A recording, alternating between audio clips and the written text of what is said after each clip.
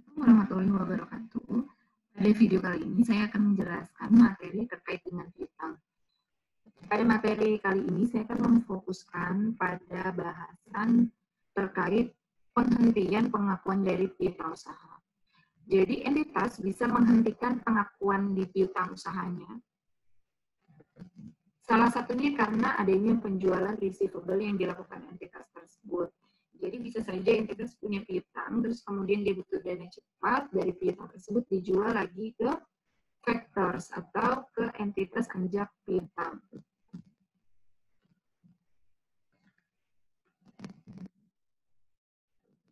Entitas anjak piutang adalah entitas jasa keuangan atau bank yang membeli piutang dari pihak penjual piutang tadi atau entitas lain untuk mendapatkan fee.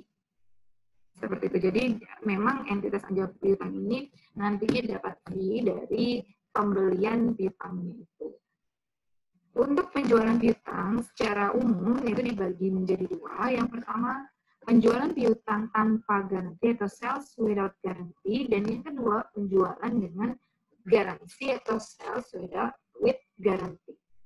Kita bahas dulu yang pertama, penjualan piutang tanpa garansi. Jadi, ketika entitas anjak piutangnya itu membeli piutang, pembeli mengasumsikan, jadi dirinya sebagai pembeli itu mengasumsikan bahwa risiko piutang tidak tertagih itu sudah berada atau sudah menjadi tanggung jawab si pembeli. Karena without garansi, jadi tidak ada garansinya, sehingga adanya risiko tidak tertagih, adanya kredit macet itu sudah menjadi tanggungan dari pembeli. Penjualan seperti itu adalah penjualan tanpa garansi terhadap rugi kredit ya. Jadi yaitu tadi risiko piutang tidak tertagih yang dimiliki oleh pembeli itu menjadi tanggung jawabnya gitu. Nanti pada saat jual beli piutang,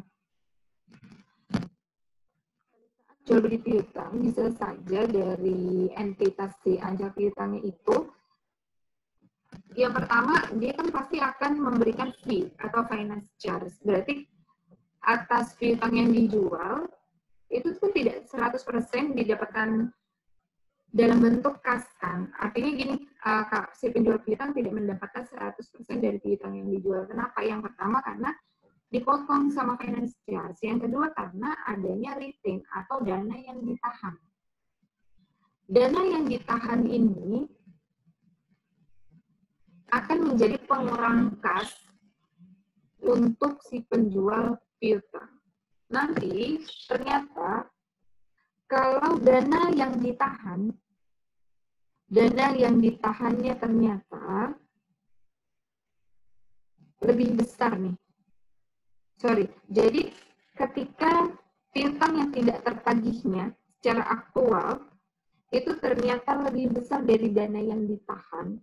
Misalkan si perusahaan anjak piutangnya menahan 1 juta, tetapi piutang tidak tertagihnya melebihi 1 juta, 3 juta itu urusannya urusan pembeli, itu sudah menjadi tanggung jawab dari pembeli. Ruginya pembeli. Kenapa? Karena ya sales without guarantee itu sendiri. Kita akan lihat bagaimana perlakuan akuntansi dari anjak piutang dengan tipe sales without guarantee. Ada perusahaan penjual piutang yaitu Press Textile menjual 500.000 euro piutangnya kepada entitas anjak piutang Commercial Factor Inc. dengan basis non garansi. Kemudian atas penjualan tersebut, jual beli tersebut, Commercial Factors-nya mengenakan 3% dari piutangnya itu sebagai finance charge. Kemudian yang kedua adalah 5% dari account payable-nya itu akan ditahan, akan di-retain. Bagaimana perlakuan akuntansinya? Jadi di sini untuk Press Textile sendiri, untuk perusahaan penjual piutang itu mencatat cash sebesar 460.000. From Factors-nya di sini 25.000 didapatkan dari 5% dari piutang. Kemudian loss on sale receivable itu adalah akun untuk menampung finance charge tersebut. Jadi kita sebutnya sebagai loss on sales receivable pada tipe sales without guarantee ini dapatnya dari persentase finance charge dikalikan dengan piutangnya. Gitu. Jadi due from factor tadi 25.000 yang merupakan tagihan dari si faktor. Sekarang bagaimana pembukuan si faktor?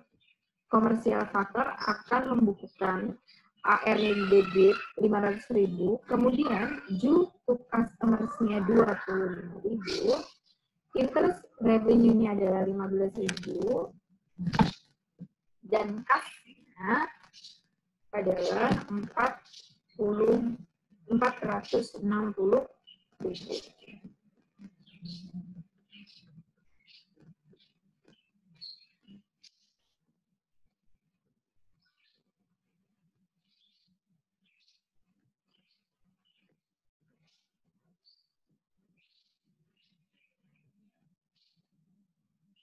Baik.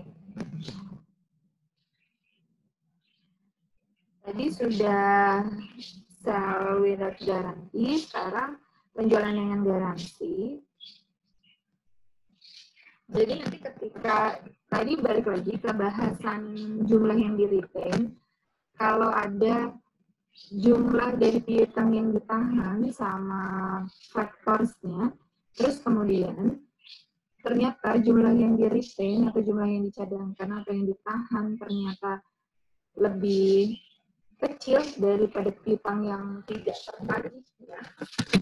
Artinya piutang tidak tertagih daripada jumlah yang di retain itu bisa menjadi tanggung jawab atau bisa di-cover oleh penjual. Kenapa? Karena di sini penjualannya adalah sales with guarantee, di mana risiko tidak tertagihnya itu akan menjadi tanggung jawab si penjual piutang.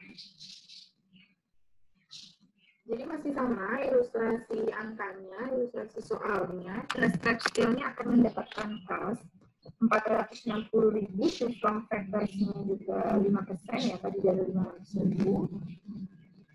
Kemudian finance charge sebesar 15.000, merupakan expense juga ya, merupakan expense. Nah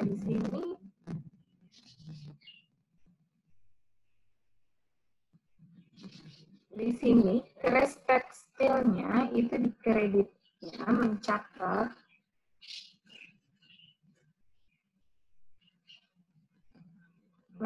sebagai recourse liability 500.000. Sementara untuk komersial factors-nya sendiri akan mencatat account receivable sebesar 500.000 due to customer-nya tadi yang 5%, 25.000, interest revenue-nya 15.000, dan kas-nya yang dikeluarkan oleh komersial faktor adalah 460.000.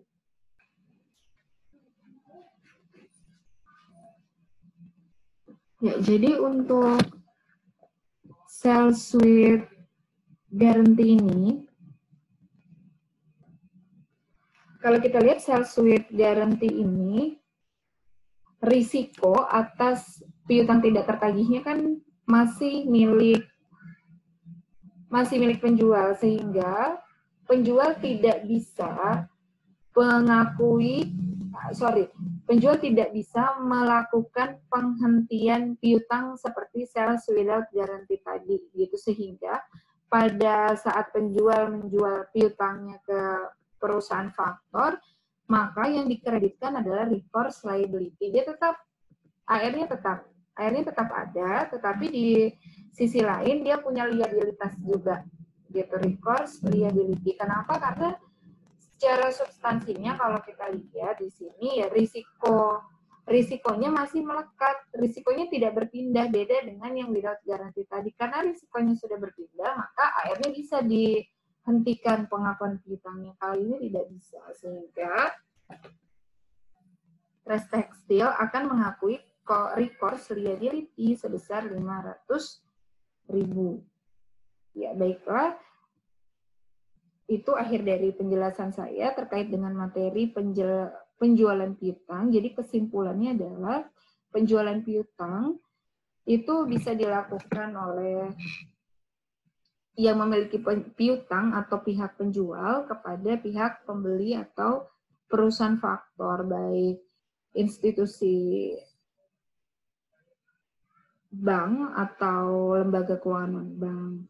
Nah, kemudian nanti kita bedakan antara penjualan piutang dengan garansi dan tanpa garansi. Kenapa? Karena kalau penjualannya dengan garansi atau dengan garansi berarti AR-nya tidak bisa dihapuskan. Kenapa? Karena penjual piutang itu masih menanggung risiko adanya piutang tidak tertagih, sehingga atas penjualan tersebut si penjual piutang akan mengakui recourse liability. Gitu. Jadi bukan mengurangi AR-nya. Berbeda dengan sell without guarantee. Jadi yang penting dipahami dulu apakah penjualan tersebut dengan garansi atau tanpa garansi. Baik, sekian penjelasan dari saya. Semoga bermanfaat dan bisa dipahami. Terima kasih. Assalamualaikum warahmatullahi wabarakatuh.